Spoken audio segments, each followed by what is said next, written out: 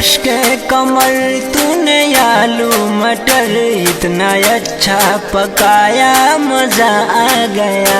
मेरे रश के कमल तूने आलू मटर इतना अच्छा पकाया मजा आ गया।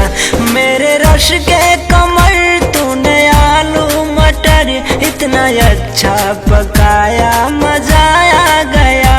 इतना अच्छा पकाया मजा आ गया।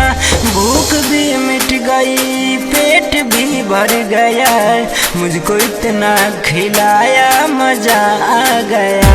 मेरे रश के कमल तूने आलू मटर इतना अच्छा पकाया मजा आ गया।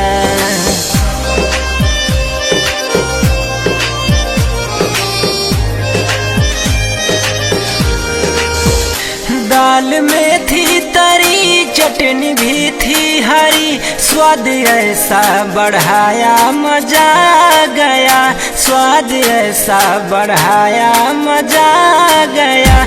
मेरे रश के कमल तूने आलू मटर इतना अच्छा पकाया मजा आ गया। मेरे रश के कमल तूने आलू मटर इतना अच्छा पकाया